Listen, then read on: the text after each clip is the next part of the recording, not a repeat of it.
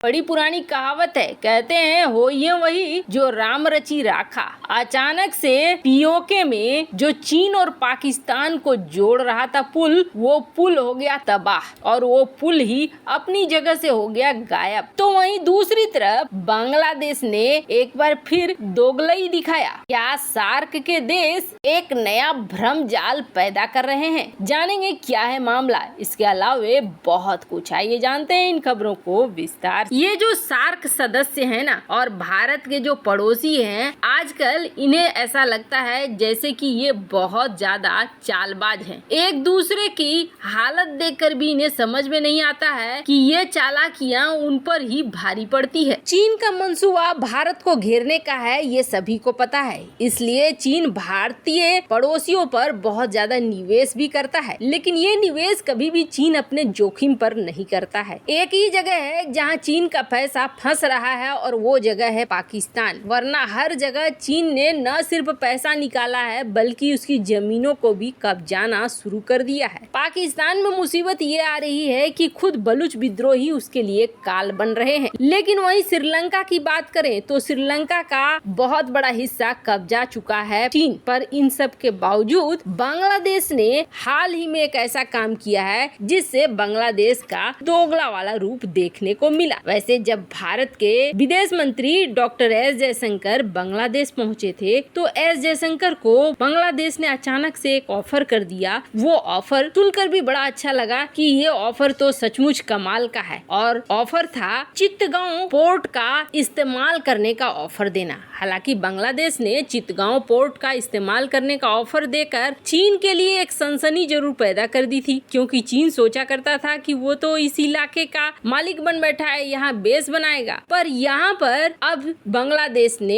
एक बड़ी चाल चल दी। चित्तगांव पोर्ट भारत के लिए महत्वपूर्ण है, लेकिन ऐसा नहीं है कि भारत इसके बगैर नहीं चल पा रहा था। भारत ने एक अलग ही रूट बनाना शुरू कर दिया था। जब बांग्लादेश ने देखा कि भारत अपने ट्रेड के लिए, व्यापार के लिए और नॉर्थ ईस्ट से जुड़ने के लिए एक अलग रास्ते का इस्तेमाल कर रहा है, तो उस रास्ते से बांग्लादेश को कोई फायदा नहीं हो रहा है। ऐसे में बांग्लादेश ने चित्तगांव पोर्ट ऑफर कर दिया कि आप हमारे इस पोर्ट का इस्तेमाल कीजिए नॉर्थ ईस्ट में सप्लाई करने के लिए। अब यहाँ पर भारत की मौजूदगी दर्ज हो गई। जहाँ भारत को बैलेंस किया बांग्लादेश ने ऐसा करके, तो वहीं दूसरी तरफ बांग्लादेश ने अब एक ऑफर चीन को दे दिया है और ये चीन को ऑफर दिया है कि बांग्लादेश को चाहिए चीन से लोन, और ये लोन कितने का चाहिए? 938 मिलियन डॉलर का। इसका इस्तेमाल क्या करेगा? तीस्ता नदी के पानी के मैनेजमेंट के लिए करेगा और भी कई प्रोजेक्ट के लिए करेगा। अब ये लोन देगा अगर चीन, तो कुछ न कुछ शर्तें लगाएगा। अब होगा क्या, इन देशों ने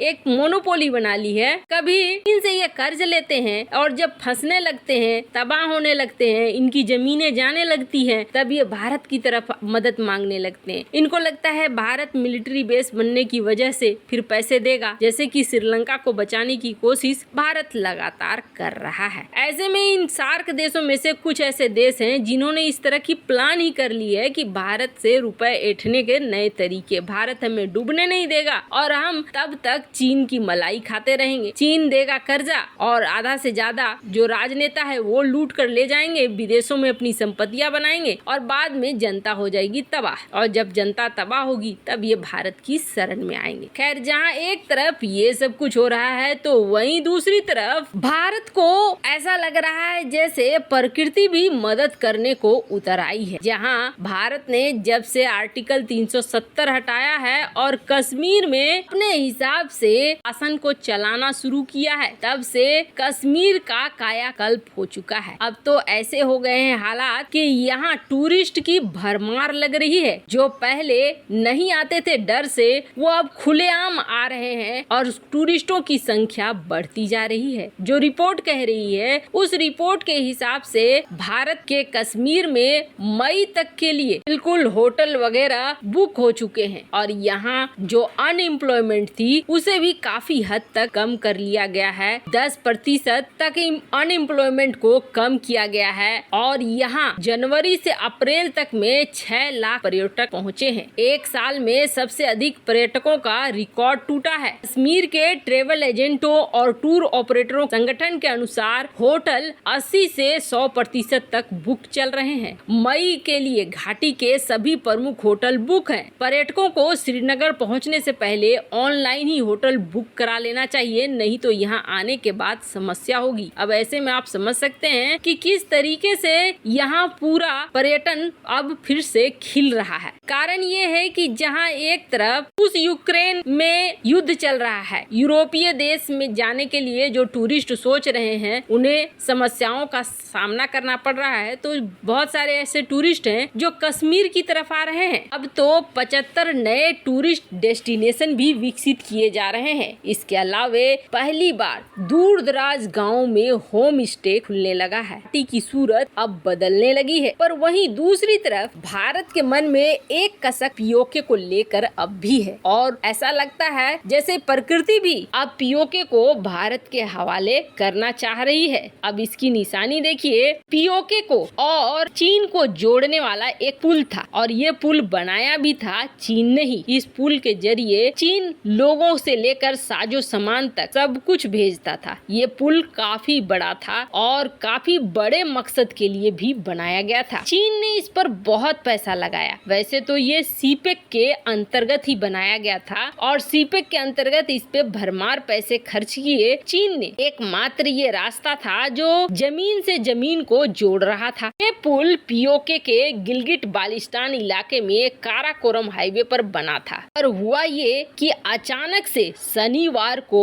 यहाँ ग्लेशियर फट गया और ये ग्लेशियर इस तरीके से फटा कि इसकी पानी का बहाव पूरे पुल को ले गया। ये पुल भरभरा कर गिर गया और आसपास के लोग यहाँ से भागने लगे। देखते ही देखते ताश के पत्तों की तरह ये पुल बिखर गया। अब बड़ी बात ये है कि यहाँ पर 33 ऐसे हिमनद झील बने हुए हैं जो कभी भी फट सकते हैं। से तो 3000 से ज्यादा ऐसे झील सिर्फ इन ग्लेशियर की वजह से बने हुए हैं, पर 33 उनमें से ऐसे हैं जो कभी भी खिसक सकते हैं और खिसक के फट सकते हैं। जैसे ही ये खबर चीन को मिली, चीन को लगा कि उसके पुल को लेकर अब दुनिया भर में संदेह जाहिर किया जाएगा कि ये चीनी इंजीनियरों ने बनाया है, चीन ने बनाया है और उसके प्रोजेक्ट को कहीं कोई प्रॉब्लम न होने लगे दुनिया भर में। इसलिए चीन ने ये कहा कि ये तो जलवायु परिवर्तन की वजह से हुआ है, ग्लेशियर गर्मी की वजह से फटा है और इस तरीके के हालात बन गए हैं। पर हाँ, फिलहाल पीओके से जोड़ने वाला सतह से सतह का रास्ता बंद हो चुका है चीन का। वैसे अगर ताइवान पर हमला करता है चीन तो ये बेहद अच्छा मौका रहेगा भारत को पीओके समेटने का, क्योंकि महामारी ने वैसे ही परेशान कर रखा है चीन को। इस मामले में आपकी क्या राय है, कमेंट कर जरूर बताएं।